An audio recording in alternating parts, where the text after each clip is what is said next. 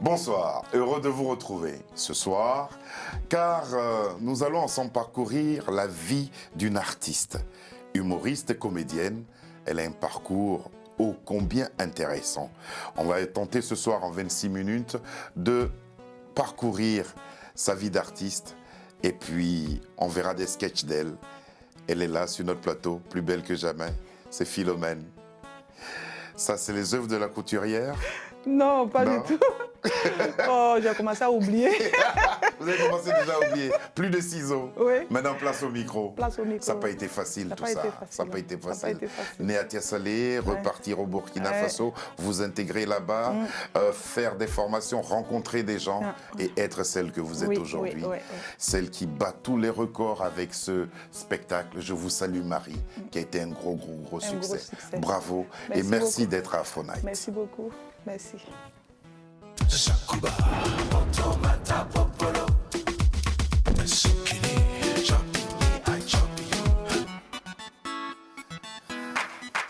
suis certain que vous la connaissez. Je suis certain aussi que du côté de Ouaga, ce soir, nous sommes particulièrement suivis. Car Philomène, par moments, elle dit des choses comme ça. On l'écoute. Ah! Ça là aussi, c'est Marie. Quand il a tué, Toi, tu peux tuer quoi? Quand je pense qu'un gars comme ça aussi peut aller s'asseoir au milieu de ses amis pour dire il a tué. Il a tué. Même cafard, tu peux pas tuer. Quand il a tué, tu peux tuer quoi? En 1492, Christophe Colomb a découvert l'Amérique. Lui seul, il a découvert tout un continent. 6 ans plus tard, soit en 1498, Vasco de Gama, un jeune de rien du tout, il a découvert la route qui part en Inde en contournant l'Afrique. L'Afrique est là, il a contourné comme ça pour trouver la route là-bas. Toi, un grand gaillard comme ça en 2022, on t'a dit de découvrir un simple point G.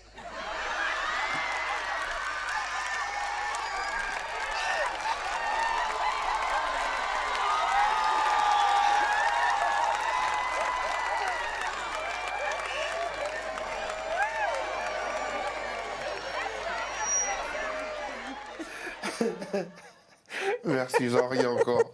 J'en ris encore aujourd'hui. Et le public ne voulait plus vous laisser continuer. Tellement les gens riaient. Là, je me souviens que cette partie-là, j'ai fait presque 3-4 minutes pour essayer de taire les gens.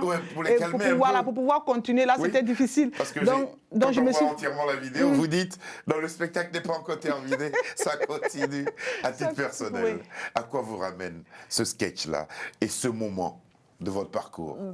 Ce sketch-là, principalement, ça englobe en même temps le titre du spectacle qui est Épouse-moi. Épouse-moi. Épouse-moi pour rentrer un peu dans le foyer de toutes les femmes africaines, ce qu'elles vivent au quotidien et ce qu'elles n'osent pas dire à leur époux parce que faut reconnaître que les femmes aussi, souvent, elles vivent des choses, elles ne peuvent pas en parler. Elles peuvent pas en parler. Donc, souvent, quand nous, on parle, on dit « Philo, c'est ça, mais faut dire. » C'est vrai. Donc, du coup, on se met à la place de peut-être une femme.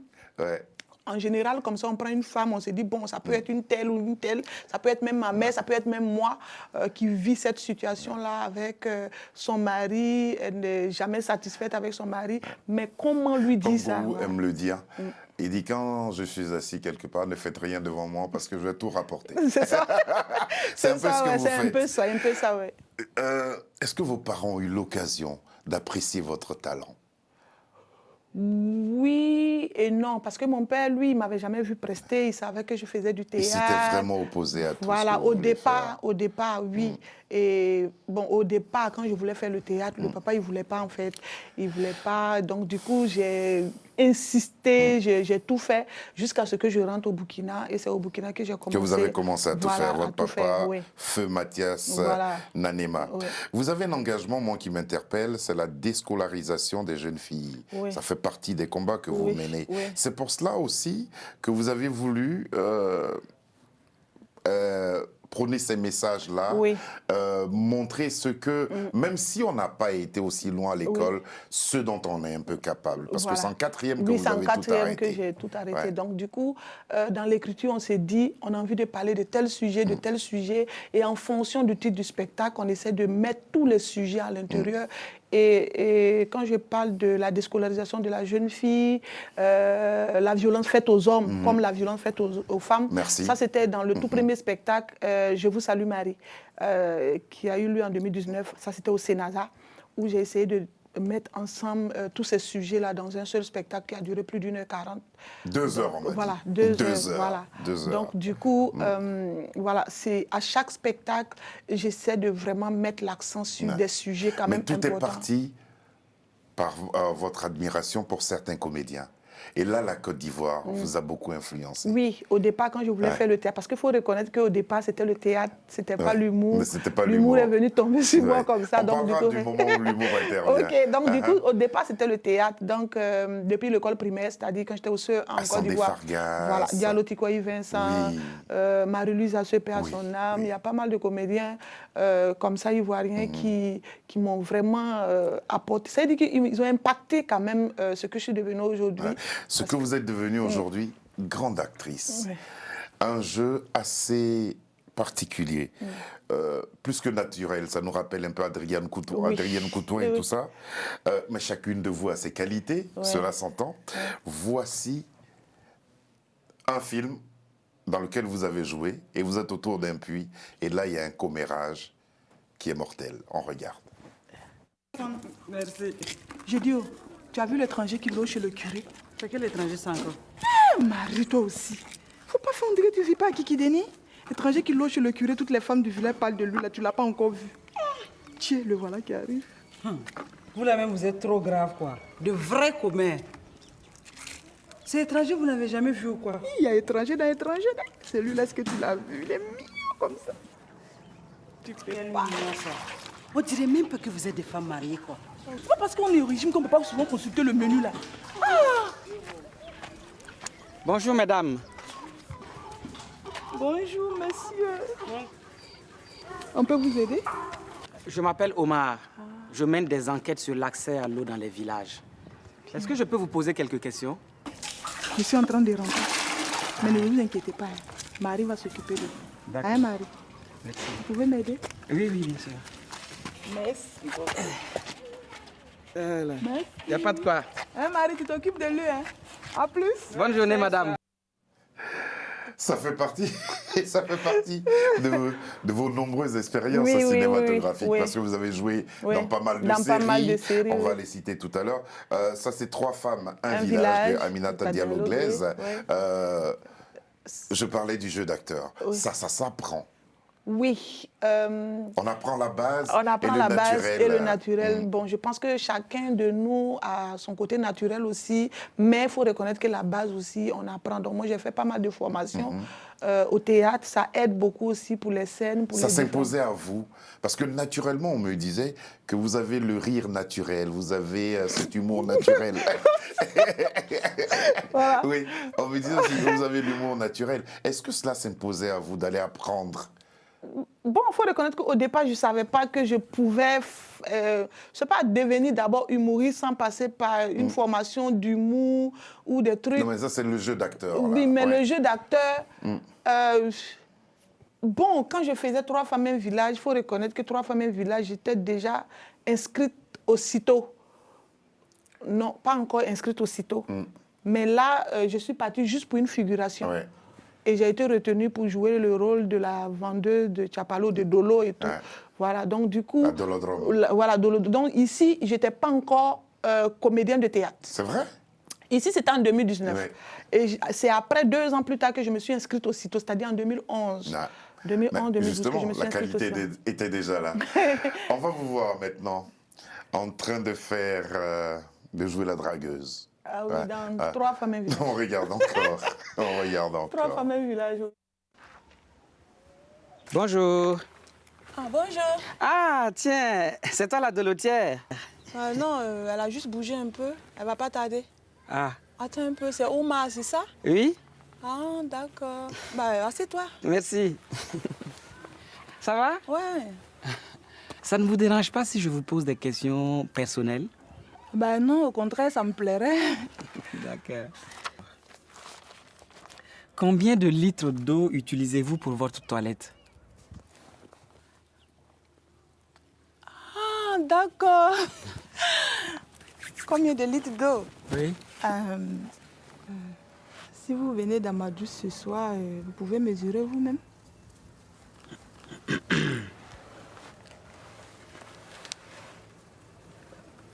Ça ira pour aujourd'hui. Aïe. On n'a même pas fini de parler de l'eau. Voilà. Si vous me montrez votre robinet, je pourrais vous montrer mes canalisations. D'accord, je vais y aller. D'accord? Voilà, je vais y aller. Il est parti. Il est parti. Il est parti. C'est pas simple. Donc, il y a 3 femmes, un village, le petit sergent, célibataire-homme, affaires publiques, permis légal de violer, cellule 512. Oui. Ça fait pas mal de séries. Oui. Quel bilan vous faites de cette expérience-là cinématographique? Très belle expérience avec tous ces metteurs en scène et tout. Et puis après, ça virait autrement. Ça virait autrement. Oui, ça Est-ce qu'aujourd'hui encore, vous êtes sollicité pour des rôles au cinéma? Oui, mais dans les séries? ça devient encore plus difficile parce que maintenant, je n'accepte plus. Je lis les scénarios, je regarde. Vous êtes bankable. J'analyse, je regarde, j'observe, puis je regarde le réalisateur, je dis, réalisateur, son film peut aller où ça? Et puis, il y a vos engagements aussi. Oui, et puis il y a mes engagements Ouais, aussi. Donc, du coup, il y a toutes ces choses-là qui font que ça c'est plus aussi facile. Et puis, il y a une rencontre qui va être déterminante, c'est celle avec Anatole Kouama Oui. en 2006. En 2006, oui. Vous venez de participer à l'adaptation de L'os de Morlam de Isaka Sawadogo. Oui. Qu'est-ce qui a été déterminant dans le discours de ce monsieur pour vous amener à faire de l'humour? Oui, il faut dire qu'Anatole Kouama, d'abord, il a été la première personne à me donner... Je parle d'Anatole Kouama. Oui, il a été la première personne, en fait, le premier metteur en scène, grand metteur en scène, grand comédien burkinabé, que je salue au passage. Il a été la toute première personne à me donner une chance de voir si je peux vraiment faire du théâtre. Et c'était dans une pièce de sensibilisation sur le vote des femmes. Donc, et puis ensuite, il y a une rencontre qui va vous amener à faire du stand-up. Voilà. C'est celle avec Gérard Ouedraogo. Voilà, il faut Qu'est-ce qu'il vous a dit? Oui, Gérard, on se connaissait depuis parce que là, comme j'étais tout le temps en train de voir le spectacle d'autres comédiens et tout, donc après lui et moi, on était dans la même... Voilà, pour voir comment est-ce que le jeu d'acteur des autres personnes, des autres comédiens, et moi aussi, plus tard, comment est-ce que je vais me comporter, j'observais de loin jusqu'à ce que j'ai la formation avec Isaka Sawadogo. Et puis, c'est à l'issue de cette formation où on devait faire une restitution, on devait montrer ce qu'on a appris avec lui, que Gérard était dans la salle et à la fin de la restitution où moi j'ai joué le rôle de Oumi, on a repris... À travers l'os de Morlam. Voilà, on a repris l'os de Morlam. L'os de Morlam était une pièce qui avait été jouée aussitôt pendant plusieurs mois aussitôt. Et c'est Isaka Sawadogo, même le metteur en scène, qui nous a pris en formation, qui a fait la mise en scène de ce spectacle-là. Donc, il nous a voulu qu'on reprenne ça. Et moi, j'ai joué le rôle de Oumi, la papato du village. Oui. Voilà. Avec beaucoup d'humour. Avec beaucoup d'humour. C'est ce qui a inspiré et c'est ce qui a Gérard. inspiré Gérard. Et à la fin, il me dit, ah Philo, je t'ai vu jouer, de toute façon, je t'ai vu là, tu vas pas t'essayer à l'humour. Il a dit, Yeki. J'ai crié, il dit, qui? Il dit, Aïe, pourquoi tu as peur? Il a dit, il faut pas me huer. Donc, il a insisté. Quand on est seul, c'est pas facile. C'est délicat. Oui. Quelle est la différence que vous faites entre le jeu d'acteur, le jeu de la comédienne pour la pièce de théâtre, une adaptation comme celle dont on vient de parler, et puis le stand-up auquel vous vous êtes désormais orienté? Est-ce que la différence est fondamentale? La différence n'est pas aussi... C'est pas trop visible en tant que... Moi, je pense que c'est quand tu es sur le terrain, quand tu es sur le podium, sur la scène, que tu vois tout de suite où tu dois t'orienter parce que la différence n'est pas énorme. Surtout quand on est... Mais la différence, c'est quand souvent on est au cinéma. Parce que quand tu as fait beaucoup de théâtre et que tu es au cinéma, il faut faire attention. Sinon, tu peux réciter ton texte ou bien tu peux ne pas être naturel. Parce que le plus souvent... On ne joue plus. Voilà. Le plus souvent au théâtre, on a les gros textes comme Shakespeare où il faut donner... Là, tu vois un comédien de théâtre en train de... avec un autre jeu d'acteur. Mais là, quand tu le vois au cinéma, il est plus détendu, plus naturel, sans pression, sans gros texte et tout. Donc, du coup, la différence théâtre, cinéma, c'est quand même assez visible. Il faut faire beaucoup attention. Et humour. Humour aussi, il faut dire que là, ça devient compliqué. Parce que faire rire au théâtre n'est pas forcément dire que on peut faire rire. Donc, du coup, je pense que là, ça devient naturel. C'est-à-dire qu'il faut avoir ça en soi. Ouais. Parce que... il faut avoir des aptitudes. Voilà, parce qu'à ce que je sache, moi, je n'ai pas fait d'école d'humour. Ouais. Mais je peux dire que les scènes de théâtre m'ont beaucoup aidé. Parce que là, quand tu fais du théâtre, là, tu dompes déjà facilement ta scène et tout. Tu sais comment tu vas faire la gérance scénique, l'occupation de la scène et tout. Donc, du coup, ça aide beaucoup. Mais n'empêche que ce n'est pas obligé. Parce que je connais plein d'humoristes qui s'en sortent bien sans être passés par le théâtre. Donc, ils sont super bien sur scène. Vous êtes riche de toutes ces différentes formations. Donc tout ça aide. Couturière, actrice, comédienne, humoriste. On va maintenant aller à la rencontre de Philomène. Vous êtes sur une scène et la pièce s'appelle Mes copines. On a fini avec ça.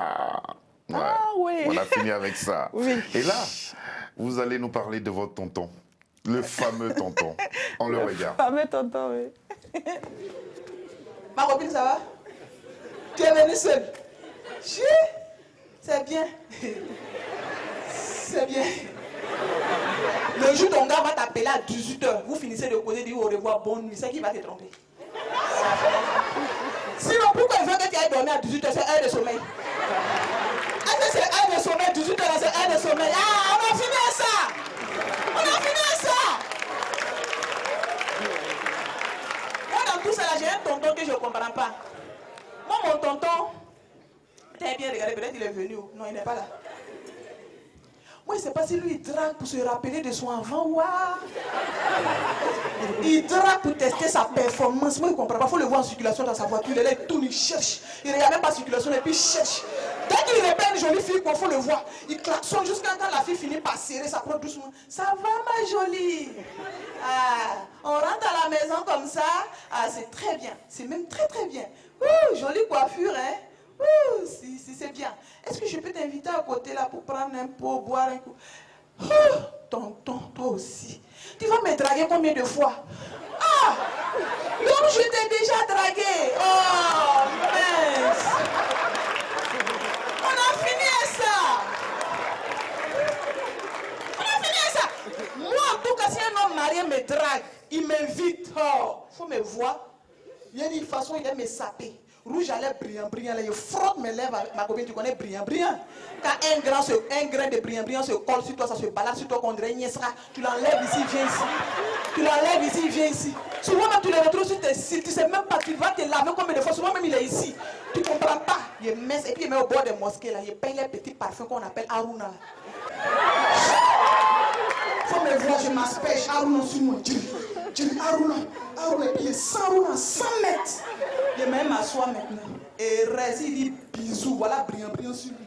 Ça y est, là, il enlève ici, ça vient ici. Il enlève ici, ça vient ici. Ce qu'il va aller dire à sa femme, là, c'est celui qui connaît. Si jamais il a dit à tout, oh, c'est gâté. Aruna va le suivre pendant une semaine. Partout, au bureau, à la maison, dans ses habits. Aruna est sur lui, Aruna. Bravo Philomène. Merci. Deux boucliers, hein. Le gloss, ouais. Et ensuite vous avez le parfum Aruna. Le parfum Aruna. Quels sont les principaux thèmes que vous défendez sur scène? Je dirais tous les thèmes. Tous les thèmes, parce qu'il y a des thèmes très pertinents qu'on vit au quotidien. Que nous tous on vit comme... Très engagés pour les causes féminines. Voilà, très engagés aussi, parce que, bon, je me dis quelque part, bon, si elle ne peut pas s'exprimer, si toi tu peux, fais-le. Ouais. Parce que souvent, quand tu es là, et puis après, à la fin d'un spectacle, il y a une dame qui t'approche pour dire, la Badou, tu as dit ça là, j'étais contente comme ça, parce que mon mari était là, j'ai dit, ah bon? Ouais. C'était un message pour lui. Du coup, c'était un message pour lui, dans le rire. Donc, quand c'est comme ça, tu te dis, enfin, ce que je cherchais là, souvent quand je parle de l'excision aussi, et que je me rends compte que peut-être à la fin d'un spectacle où j'ai parlé d'excision, il y a un père de famille qui m'approche et me dit, ah, ce que tu as dit là, c'est vrai ou bien c'est faux? Parce que je prends l'exemple sur moi-même. Donc, du coup, les gens, ils se disent, c'est vrai ou c'est faux? Donc, chacun veut savoir, comprendre. Et puis, si tu étais sur la voie de faire ça, voilà, ça interpelle. Donc, c'est important. Donc, ce sont ces genres de sujets qu'on vraiment, on essaie d'aborder dans le rire. Ouais. Le succès, la notoriété, vous l'avez aujourd'hui, cela vous confère justement d'être là, et ce sont les pièces que vous avez écrites et à travers lesquelles vous avez joué qui vous a donné ça. Oui. Est-ce que cela a suscité des envies de faire ce métier-là chez les jeunes filles burkinabè? Bien sûr, il y en a Elles sont de plus en plus nombreuses. De plus en plus nombreuses. Ça doit faire votre fierté, mais ça. Bien sûr, je suis restée seule 5 ans, 6 ans, donc du coup, aujourd'hui, je dis enfin, je suis plus seule. Donc, il y a pas mal de jeunes filles aujourd'hui qui s'adonnent à l'humour, qui aiment l'humour, qui sont en train de venir sur la scène de l'humour.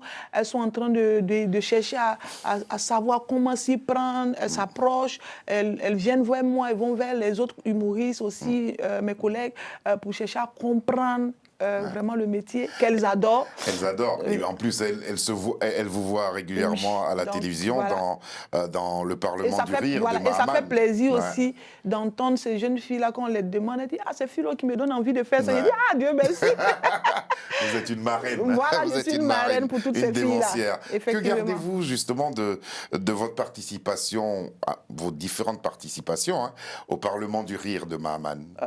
Je veux dire une très belle expérience aussi au Parlement du Rire. La première fois que j'y étais, c'était grâce à ce spectacle-là que j'ai été contactée. Il faut dire que c'est un tout premier spectacle. Oui, celui-là, c'était le tout premier où je parlais de Haruna. Voilà. C'était le tout premier spectacle. Mais déjà, quel talent, bravo. Bon. Et c'est ça qui a suscité tout ce qui est arrivé après. Donc, c'est grâce à ce spectacle-là, à l'Institut français. Après, il y a eu un challenge. Voilà. Le premier one-woman show à Ouagadougou et à Bobo Dioulasso. Oui, à Bobo Dioulasso. Sold out. Ça a affiché complet. Oui. Et ça s'appelait « Je vous salue Marie ». Comment vous avez vécu cette expérience-là aussi? Je vous salue Marie, le tout premier, un défi, une première pour moi de dire j'affronte mon public, je fais un one-man show et que je vais voir jusqu'où les gens adorent ce que je fais, jusqu'où est-ce qu'ils sont prêt à aller pour moi et tout. Donc, le défi, le stress, l'angoisse, tout y était. Donc, du coup, c'était en même temps excitant et en même temps dans la peur. Beaucoup d'appréhension. Beaucoup d'appréhension. Et quand on sort de là, on sort de là, on est vraiment soulagé. Je parle avec beaucoup d'émotion encore là, il y avait... C'était une salle de 600 places, la salle du Sénasa. Et là, on avait plus de 1000 personnes dans la salle. Il y avait plus de 2000 personnes dehors qui attendaient. Et il était fier, Gérard. Voilà, il était très fier. Il était là au devant de la scène. Et après, il était tout content. Il dit, waouh, quelle performance. Et quelle performance. Oui.